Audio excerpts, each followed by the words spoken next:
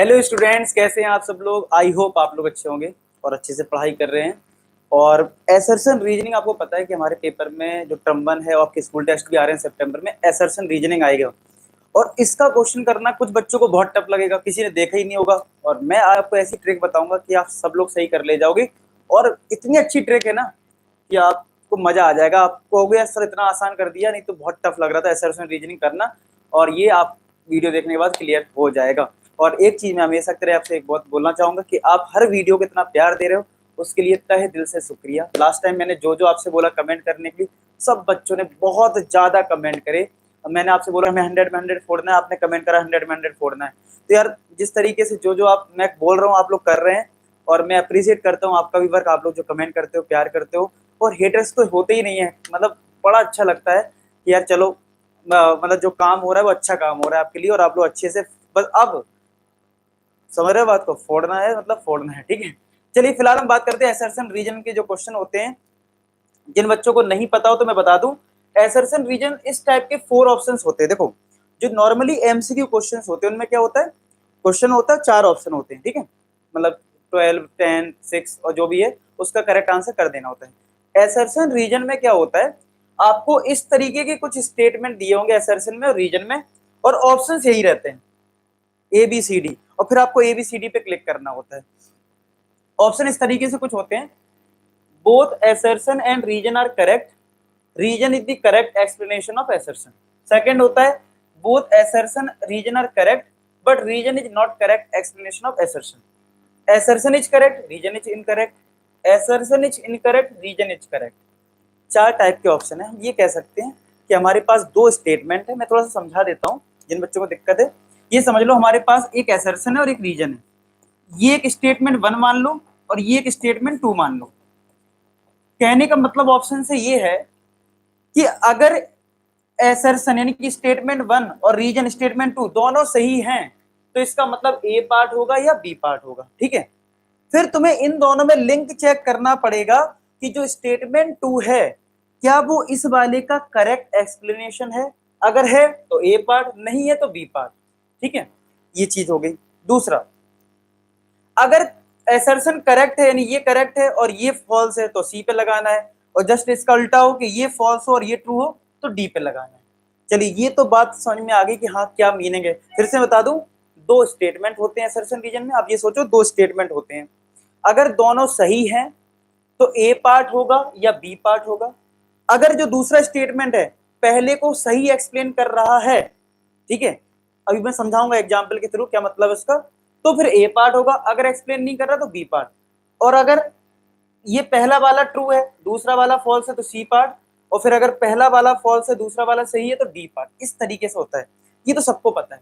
लेकिन हम जो ट्रिक की बात कर रहे हैं उसको देखना है, जिसमें इस ट्रिक के बाद ऐसे भी बहुत सारे क्वेश्चंस होंगे जिनमें आपको नॉलेज भी नहीं होगी और आप क्वेश्चन सही करके आ जाओगे।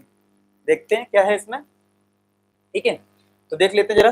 जैसे ये क्वेश्चन है, ठीक है, इस क्वेश्चन समझने की कोशिश करते हैं यार कि यार बेसिकली यहाँ पे किस तरीके की चीजें होने वाली हैं और कैसे आप डायरेक्ट आंसर कर पाओगे। मतलब ये क्वेश्चन वो स्टूडेंट भी कर पाएगा जिसको कुछ नहीं आता होगा एसर्शन रीजन का, ठीक है। चलो देखते हैं क्या है क्वेश्चन। एसर्शन में लिखा है 2 similar triangles are always congruent. 2 similar triangle जो हैं वो हमेशा कॉन्ग्रेंट हैं। और रीजन जो है वो क्या है, if the area of 2 similar triangles are equal then the triangles are congruent। पढ़ लीजिए आप लोग अच्छे से। तो सबसे पहली चीज जो आपको ध्यान रखनी है एसर्शन रीजन में, अभी मैं बताता हूँ कि कैसे आप लोग बड़े आराम से कर पाओगे। सबसे पहले आप दोनों से कंफ्यूज मत हो। पहले आप ये सोचो ध्यान से बिल्कुल रुक के कि एसर्शन एक स्टेटमेंट है आपके लिए, आपको क्या लग रहा है वो ट्रू है या फॉल्स है। सोच लो क्या लिखा है, इसको मत देखिए ये क्या दे रखा है, ठीक है। मैं आपको अप्रोच बता रहा हूँ क्वेश्चन कैसे करना है। 2 similar triangles are always congruent. 2 similar triangle हमेशा कॉन्ग्रेंट होते हैं। यार ये तो पॉसिबल नहीं है, ये कॉमन सेंस भी कहता है। अगर 7th क्लास की भी नॉलेज है तब भी कह सकते क्यों, अगर हर ट्राइंगल कॉन्ग्रेंट ही होता, हर सिमिलर ट्राइंगल कॉन्ग्रेंट ही होता तो हम सिमिलर क्यों पढ़ते। कॉमन सेंस समझ रहे हो भाई, हर सिमिलर ट्राइंगल अगर कॉन्ग्रेंट ही होता तो हम सिमिलरिटी क्यों पढ़ते 10th क्लास में। तो इसका मतलब साफ साफ दिख रहा है कि ये स्टेटमेंट कोई बहुत बड़ा लॉजिक नहीं है, ये साफ साफ दिख रहा है फॉल्स है। अब रीजन में लिखा है if the area of two similar triangles are equal then triangles are congruent. अब हो सकता है इसका रीजन बहुत बच्चों को नहीं आता हो, यार ये सही है गलत है। अब ट्रिक ध्यान से सुनना, अगर तुम्हें दो में से कोई भी एक स्टेटमेंट पता लग जाए, मतलब ये दो में इस दो स्टेटमेंट है ना आपके लिए, कोई भी एक पता लग जाए कि एक फॉल्स है, तो तुम दूसरी चीज मत पढ़ो। वाह क्या कमाल की चीज निकलने वाली, देखना। अगर पहला स्टेटमेंट मुझे पता लग गया ये फॉल्स है, वो भी बहुत 7th 8th क्लास के लॉजिक से पता लग रहा है, अगर ये फॉल्स है तुम भैया रीजन भी मत पढ़ो। क्यों? क्योंकि करेक्ट वाले तो ये दोनों ऑप्शन है, जब दोनों करेक्ट हो तब ए और बी होता, तो ए बी का तो चांस ही खत्म। तो फॉल्स अगर है तो एक ही ऑप्शन है, अगर पहला वाला इनकरेक्ट है तो डी ऑप्शन है, काम खत्म। क्यों हम बी हम अगर कोई भी इन दोनों में एक स्टेटमेंट फॉल्स हो जाए तो भैया तुम दिमागी मत लगाओ। मान लो तुम्हें ये वाली चीज नहीं आती, तुम ये मत सोचना अरे सर मुझे तो रीजन आते नहीं है, सही है कि गलत, छोड़ो ना, छोड़ो ना, ठीक है। मैं आपको अभी जो बता रहा हूँ ये बता रहा हूँ कि पेपर में कोई हार्ड क्वेश्चन आ जाता है और ऐसे में आप फंस जाते हो, तो ये अप्रोच लगानी। मैं ये नहीं कहूँ तुम्हें सीखना नहीं है, ध्यान रखना, नहीं तो कुछ लोग बच्चे कमेंट करने लगे पता चले कि सर हमें तो ये आता नहीं था। बात सुनो, मैं क्या बता रहा हूँ, अभी ट्रिक की बात हो रही है, अभी अब आपकी नॉलेज की बात नहीं हो रही कि आपको नॉलेज कितनी है, सीखना तो है, ये भी सीखना है आपको, लेकिन मैं आपको बता रहा हूँ ट्रिक कि भाई ट्रिक से कैसे करना है। मान लो अगर दो स्टेटमेंट आ गए, एक फॉल्स है, सीधा ट्रिक करिए ये डी पार्ट, तुमको और सोचनी नहीं है। आई बात समझ में? यानी कि मान लो अगर ऐसा कोई क्वेश्चन होता जिसमें ये फॉल्स होता, तुम्हें इसके बारे में नॉलेज ना होती, तो तुम्हारा आंसर क्या हो जाता, सी पार्ट हो जाता। यानी अब कंक्लूजन करें अभी तक का तो क्या है कि भाई अगर दो स्टेटमेंट दे रखे हैं, पहले पढ़िए सेपरेटली, अगर तुम्हें थोड़ा सा भी हिंट मिल जाए कि कोई एक फॉल्स है तो बाकी सब मत पढ़ो, टाइम वेस्ट क्या करना, सीधा टिक करिए ना। आई होप सब लोग ये ट्रिक समझ गए होंगे, और अगर आपको ये ट्रिक समझ में आई है, अभी और आगे बताता हूं, तो आप लोग आज का कमेंट सेक्शन भर देना किससे, एसर्शन रीजन फोड़ देंगे। क्लियर? आज आपको लिखना है एसर्शन रीजन फोड़ देंगे, ये ध्यान रखना है आपको, ठीक है। अच्छा, साथ के साथ मैं थोड़ा सा नए बच्चों को हेल्प कर दूं, जो बच्चे अपने चैनल पे नए हैं तो वो क्या करें, प्ले लिस्ट पे जाएं, यहाँ पे मैंने आपके लिए काफी काम कर रखा है, हर चैप्टर का एक 1 शॉट वीडियो बना रखा है। कुछ बच्चे बोल रहे हैं कि सर हमारे स्कूल में सब्जेक्टिव पेपर ले रहे हैं, तो भाई बेस्ट है, सब्जेक्टिव पेपर ले रहे हैं तो ये 1 शॉट वीडियोस देख लो, बस सारे नोट्स और सब बना लेना, इससे नोट्स क्वेश्चन सब कुछ कवर है इसमें, ठीक है। सारे चैप्टर के बना रखे हैं। ऐसी एमसीक्यू क्वेश्चंस आपको पता है आने वाले हैं, तो आप यहाँ से कर सकते हैं, फॉर्मूले देखने तो यहाँ से देख सकते हो। और इंपॉर्टेंट बात, जो मैंने टेलीग्राम पे मार्क्स बूस्टर अपलोड करा है, मार्क्स बूस्टर मतलब एक असाइनमेंट जिसके बाद आपको ज्यादा रेफरेंस बुक की जरूरत नहीं पड़ती है, तो वो उसमें कौन कौन से क्वेश्चंस करने हैं मैंने टिक करवा दिए हैं। एनसीईआरटी एग्जाम कोई बच्चा सॉल्व कर रहा है तो मैंने टिक करवा दिया कौन से क्वेश्चंस करने हैं कौन से नहीं करने हैं, ठीक है। तो ये सारी चीजें हैं, आप देख सकते हैं। आई होप आपको ये ट्रिक मस्त लगी होगी। सब लोग कमेंट में लिख देना एसर्शन रीजन फोड़ देंगे। ओके, अब आते हैं नेक्स्ट क्वेश्चन पे।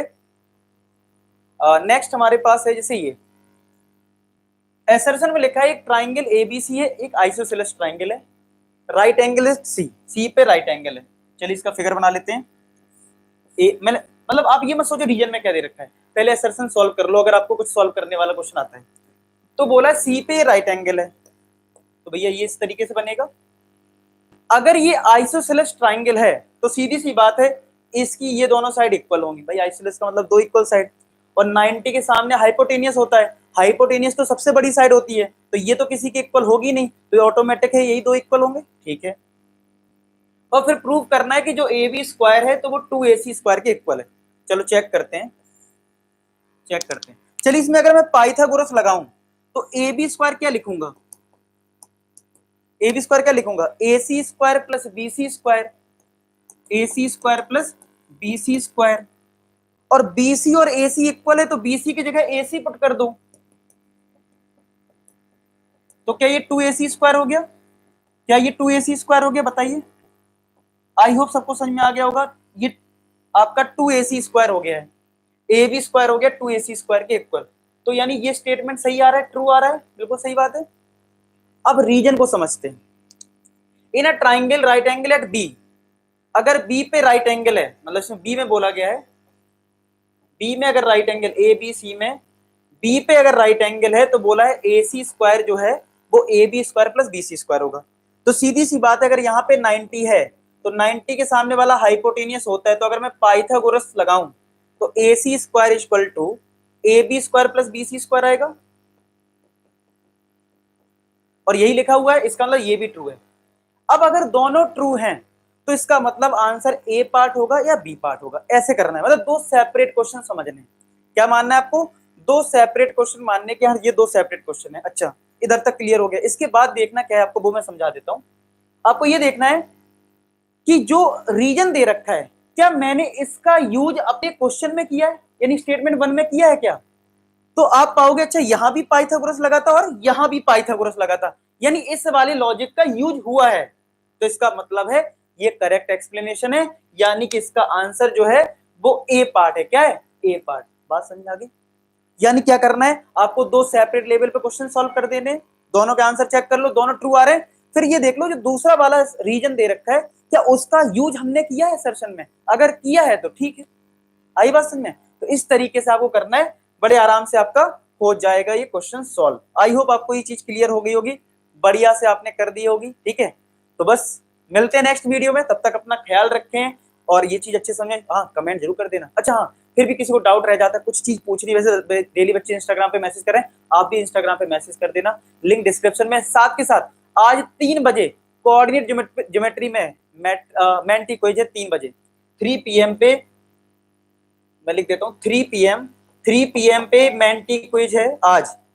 ठीक है, मैं उसकी भी लिंक दे देता हूँ। मेंटी क्विज है 3 बजे कोऑर्डिनेट ज्योमेट्री का, तो आ जाना सब लोग। ठीक है, 3 बजे, उसकी भी लिंक डिस्क्रिप्शन में डाल दूंगा। इंस्टाग्राम पे मैसेज कर सकते हो, कोई डाउट है उसकी भी लिंक डिस्क्रिप्शन में। टेलीग्राम ज्वाइन कर लेना, ये सारी चीजें सब कुछ फ्री है। आप मिलते हैं 3 बजे, तब तक के लिए बाय बाय, अपना ख्याल रखें। लास्ट में एक ही बात बोलूंगा कि आप सभी सफल हो। धन्यवाद।